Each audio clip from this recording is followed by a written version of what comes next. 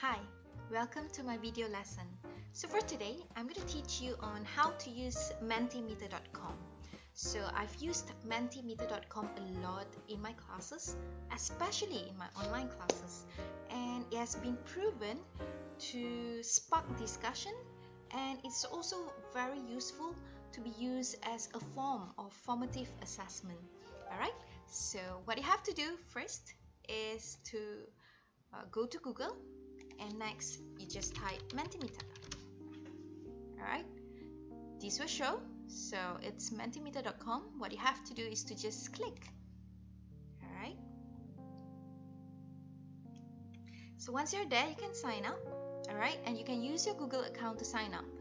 But as for me, since I've already signed up, so I'll just click at your presentations. And as for you, once you've signed up, okay, you can get back to this page and click your presentations. Okay, so next, what you can see is you will see these two important functions. One is new presentation. Okay, new presentation simply means you like to create a new presentation, and it's just a file. Okay, and next you will see new folder. Right, so new folder can be used if you have a lot of presentations that you want for a particular event, for instance. Okay, so you can click at new folder and you can create as many presentations as you want under new folder. But for today, let us just click at new presentation, and you can name your presentation, okay, with whatever that is relevant to you. So for me, perhaps today, Mentimeter. I'll just name it as Mentimeter. Okay, so click at create presentation, and next it will take you to this page. Okay, just have a little bit of patience. Alright, okay, so when you're here, you will see on your right hand panel, you will see various of question types. Okay, for instance, these are the popular ones. You can have multiple choice, so it's ABC. Okay, and each slides you can have one question, for instance. So if you have 10 questions, you can just click add slide. All right, so multiple choice, you can either use word cloud. I love word cloud a lot. This is extremely good, especially to gauge one word response from your students or participants on what they would describe a thing or an event or an idea, or what they would or how they would feel for a particular issue, or on a particular day, for instance. Okay, so next, this is open-ended. Open-ended is also one of my favorites to use. So open-ended simply means you ask a question and it is open up to the participants to answer in however they want, using sentences or phrases. Alright, so next you can also use scales. Scales are extremely important, especially for rating certain statements or ideas. Alright, and next is ranking. So ranking, perhaps you like your participants to rank certain objects or ideas or certain experience. Okay, and lastly, one of the popular question types is question and answer.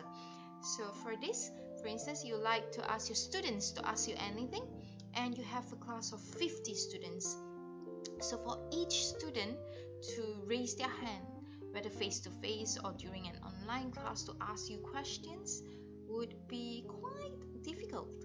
Alright, for you to actually respond and give all of them your attention.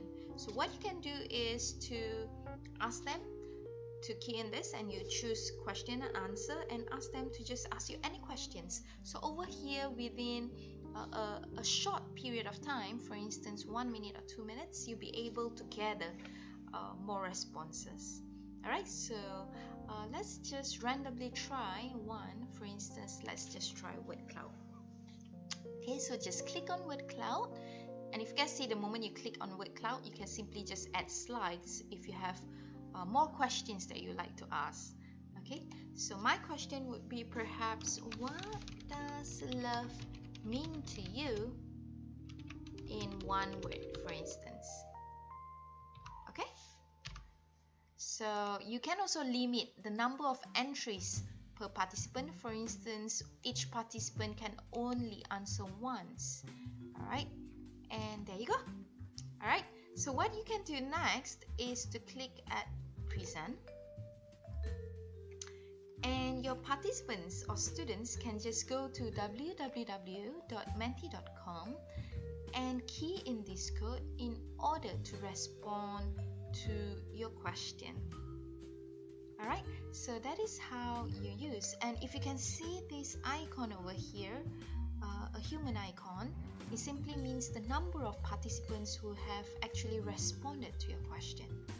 Okay, so that's mentimeter.com, and I hope you will have fun exploring the rest of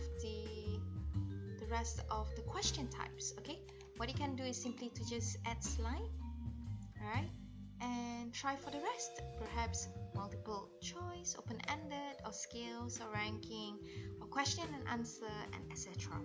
So I hope this video has benefited you. All the best, and good luck. Happy teaching. Bye.